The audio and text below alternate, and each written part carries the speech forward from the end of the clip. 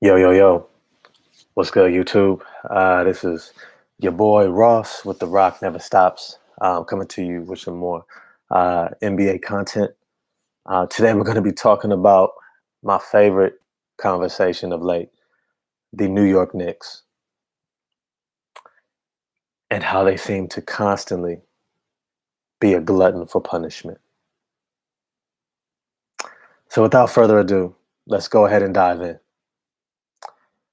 Right now, if you follow New York Knicks sports talk media, which I do. I'm gonna be real with you. I got family in New York. Got mad love for the Knicks. Um, I was in New York chilling with family back when the Knicks made the NBA Finals against the San Antonio Spurs. I was there when they actually won a game in that series against the Spurs. Marcus Camby and Latrell Sprewell, and I mean that squad was just so exciting to watch. They had so much character. They were almost like the Detroit Pistons, Chauncey Billups led squad, except they just ran into a juggernaut, the San Antonio Spurs. Ironically, that same Detroit Pistons Billups squad ran into the same juggernaut, NBA San Antonio Spurs, and got smashed as well. But I was there in New York. I was at my grandmother's in the projects. Shout out to Brooklyn. Um, and I heard the entire city go crazy. The entire city. I mean, you can walk outside, you're hearing everybody yelling, they're screaming, they're excited. They're like, "Oh my goodness, the Knicks, the Knicks, the Knicks! Here we go, here we go!" And then they lost in five. Um, and that was the last peak, you could say, of the New York Knicks. And they've had so many disappointments after that, and it's tough because I was rooting for them. You know what I mean? When they had Carmelo, Amari Stoudemire, I was like, yo, if they can put it together, they got it. They got it. It had Jason Kidd. They had a nice squad around them. But Amari, as we all know, couldn't stay healthy. Left Carmelo by himself. He thought he was going to be a duo. Ended up as a solo act. Um, bring in Phil Jackson. A whole lot of bad moves. Um, and it just never materialized again. And it still hasn't. And that's the part that I want to talk about today. Knick fans, and you know what, and I kind of blame NBA sports talk analysts because they should know better. They know the history of the Knicks. They should know better. They should look at this team and be able to see the obvious flaws. The obvious flaws. It's like you have a Knicks fan base that knows it's about defense, but you can't point to one all defensive player on that team. I don't even think you could point to one player that's close to being an all defensive player. Like, I think you can look at Mitchell Robinson, who can never stay healthy, who's still young and figuring out how to stay out of foul trouble, right? You point to him and you're like, okay, maybe he can do some things on defense. Julius Randle went from a poor defender to at least a solid average defender under Tom Thibodeau. He's no all NBA defensive, player. He's no shut down anybody that he's gonna see in the playoffs. And then you look at this roster and you say, they're gonna get to the Eastern Conference Finals. This is what the Knicks commentators say. They're saying at least the semifinals. At least. And they forget they got waxed by the Hawks. They got waxed by the Hawks. And then everybody's like, okay, they're going to be so much better this year. Julius Randle's going to learn. He's going to come back. He's going to be improved. He's going to iron out his game. RJ Barrett's going to take the next jump in his development. But then they act like the same team that waxed them isn't going to do the same exact thing. Like Trae Young is not going to come back stronger, better. He's got more help. He's going to have a great coach from the beginning in Nate McMillan. Bogdan Bogdanovic, who played hurt in the playoffs and still waxed him. You got DeAndre Hunter, who pretty much almost outplayed RJ Barrett and got hurt and was out the rest of the playoffs. You act like he's not going to come back better? John Collins, who just got the bag, is not going to come back better? I mean, what are the Knicks really expecting? Now, I'm going to be honest because I still got love for the Knicks. I got love for the Knicks. And this is the thing. Here's the thing. If you love somebody, you're honest with them. If you love somebody, you're transparent. You're able to talk about the inadequacies and the flaws and still and still embrace all the good things that they offer. The Knicks will be excited next year. I love Kemba Walker coming back to New York, um, having his opportunity to have the keys to the city. I love RJ Barrett and how he's improving his game every single year. I think he's the next Paul Pierce, if I'm honest with you. I think he's the next Paul Pierce.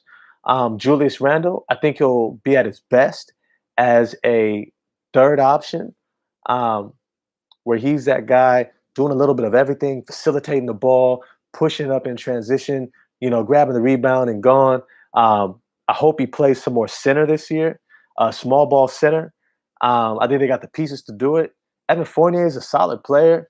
I'm not down on this roster, but I am a realist that if you look at the other teams in the Eastern Conference, who are they actually better than? Now, I'm not gonna act like I'm an NBA player. I mean, I think, as a lot of us do, we think if we had the right breaks and opportunities and support, we could have had a shot, right? I played basketball my whole life. Played a little JUCO ball. I coached for about 15 years afterwards. Um, but there's something that a coach said to me one time. Coach by the name of Percy Carr. He's the most winningest coach in California junior college history. Had a chance to coach with him. And I remember he said something just real plain as day. And I'm sitting there just listening to him, and it clicked.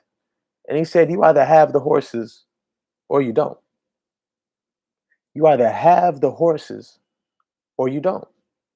You either have the talent. You either have the elite talent to go the distance or you don't." There's an old classic movie, Ben-Hur. And when you watch this movie, you get to this scene where they're going to have these chariot races um, in the great gladiator stadium of Rome. And there's these Roman horses that always win. But then there's these Arabian horses. And the owner is like, "Look, I've got the horses. I just need somebody who can bring them together and steer them to a victory. But I've got the horses.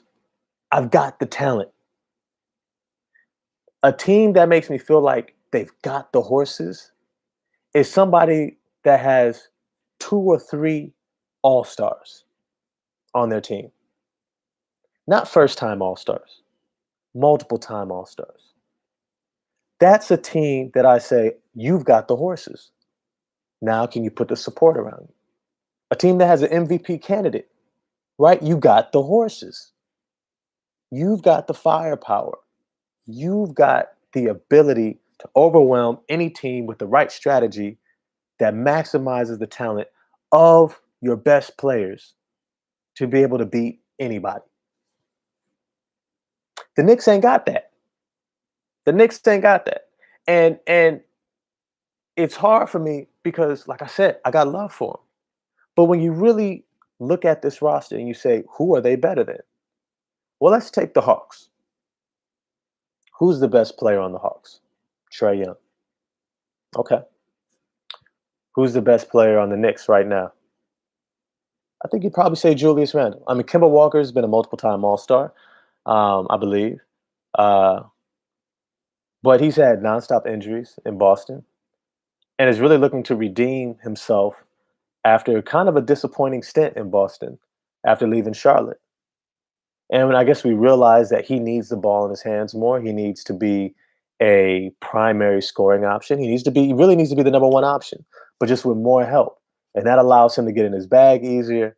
Um, and really play to his strengths if his knees can hold up. Now, fortunately, they got the depth to keep him fresh, but I digress. Kemba Walker is also a great piece. But at this stage in his career, is he better than the second best player for the Hawks? You can argue Bogdanovich, John Collins. Maybe, maybe, if he's healthy. Well, when was the last time he's been healthy?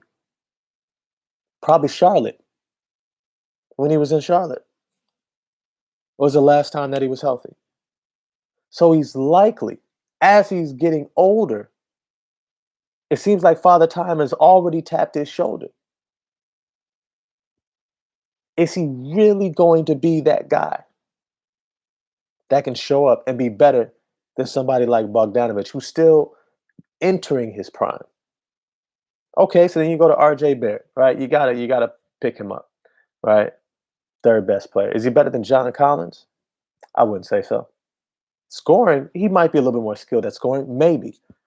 But I'm gonna be honest with you, John Collins has already averaged over 20 points a game and 10 rebounds. Great percentages. I think he shoots the three ball better than RJ Barrett right now. He has more things that he does to help his team win: rebounding, defense, uh, blocking shots, running the floor, scoring in transition as an elite athlete. He's got the pick and roll, pick and pop game, shooting the three ball, like I said earlier. He's got a little scoring game off the dribble. RJ Barrett is a scorer, but when he's not scoring, what is he doing? What is he doing? Is he dominating the glass? Is he locking down somebody on defense? Is he facilitating and getting guys involved? No. Now he's a great player, like I said, and I think he's going to be really good. I could see him as maybe I could see 2 to 5 All Stars in his career if he keeps going. But is he really better than somebody that's on the Hawks right now? Now we can go on and on. We can go to the Indiana Pacers, right? You got Karis LeVert, Domantas Sabonis, Miles Turner. You got T.J. Warren. I mean, you got a nice squad there. I mean, Malcolm Brogdon too. You measure out all their best players, and I don't know if the beat up Kemba Walker is better than a Malcolm Brogdon or Karis LeVert. I don't know if Julius Randle is necessarily better than Domantas Sabonis. I really don't. Mitchell Robinson certainly is not better than Miles Turner. I mean, he's a great player, but he's not proven. Mitchell Robinson hasn't even played in the playoffs yet. Miles Turner has been in the playoffs multiple times. We know what he's going to be able to give you on both ends, right? Then I can also look at the coaching. Like, let's be real. Tom Thibodeau, like, I'm gonna be honest, he's overrated. It's not to say he's not a good coach, but he's average at best. And I know people are gonna get upset, especially Knick fans, because Knick fans love their coach. They love Tom Thibodeau. They think he's the savior they've been waiting for. He's not. He's Mike D'Antoni, but the opposite. He's more like Mike D'Antoni because he has no O. He has no offense. He's got the D. He's got no O. In other words, he doesn't know how to maximize his roster offensively. He doesn't know how to get guys into easy positions to score. Last season, if you watch the Knicks play, Julius Randle, RJ Barrett, they scored a lot in one-on-one situations, a lot having to create for themselves, taking hard step back shots and finishing through contact and getting to the free throw line. And then really it was the grinded out defense that they had when they had better defenders like Reggie Bullock and Elfrid Payton, right? That they were actually able to stay in games. And so that one-on-one scoring was actually able to carry them, right? And close out games. But let's look at this roster right now. They got no great defenders. So they don't have this great defense in terms of the roster to play this style that's going to allow them to be able to have the edge and to get over the hump at the end of games with some one-on-one shot creation. What you can always see about a quality offense is that within a quality offense, you get easy shots early in the game. And then by the end of the game, that's when you start seeing people have to create more for themselves. Last season, the Knicks, They were having to take tough shots at the beginning of the game all the way through. You didn't see RJ Barrett for easy backdoor layups. You didn't see guys coming off of screens, rolling, easy layup, boom. Look at this offense, it's just flowing. Nope, nope. And then when the playoffs came, when the team could actually scheme for them and actually set it up and say, okay, we're going to take away this, we're going to take away this, we're going to take away this. We're going to take away Julius Randle's strength. We're going to force him into his toughest shots. And we're going to put more versatile defenders with help defenders behind him. Well, what happens when you have somebody like DeAndre Hunter or John Collins on Julius Randle, and then you got a Clint Capella behind him? Or you got John Collins and DeAndre Hunter as help defenders with Clint Capella behind him. All of a sudden, his ability to get to the rim and finish, it's not there. It's not there. And I'm not saying he's not a good player. What I'm saying is that he's not elite enough to carry them into what Knick fans and Knick commentators are hoping that they're going to be. That's not the case here. Now, hey, if all goes well, and I mean, Kemba Walker has a great season. He's healthy the entire year. Mitchell Robinson actually stays healthy for a full season and takes the next step forward. RJ Barrett takes the next step forward, becomes a better playmaker, a better shot creator, can finish with his right hand finally. Julius Randle begins to settle into not taking so many tough shots and is able to score more efficiently and is able to have the same season he did last year. If everything breaks right, Evan Fournier slides in. He plays well within the system, and everything falls right. Maybe a 7 seed? A 7 seed? Because right now, if I'm real with you, I got Boston better than them. They got 2 All-Stars, multiple-time All-Stars. Jaylen Brown, Jason Tatum are better than anybody on the Knicks. Let's not even talk about it. I don't even want to go there. Then you got Philadelphia. I don't care what's going on with Ben Simmons. You got 3 All-NBA level defenders with Matisse Thybulle, Ben Simmons, and Joel Embiid with an MVP candidate and 2 All-Stars, multiple-time All-Stars. Get out of here. I don't want to hear about it. Milwaukee is going to be there. I don't have to explain that. All right? You got Miami. You got multiple All-Stars. You got 3 All-Stars on this. Don't even want to talk about it. Don't even bring it up to me. You got Brooklyn. Let's not even talk about it, right?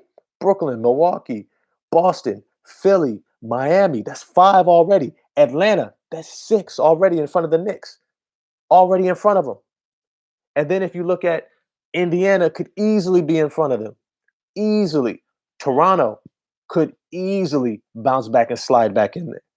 Easily. I would say Toronto has just as good of a roster that also has more continuity because they've been playing together with this coach and this team for way longer. Pascal Siakam, they're finally back in Toronto. Last year was a fluke.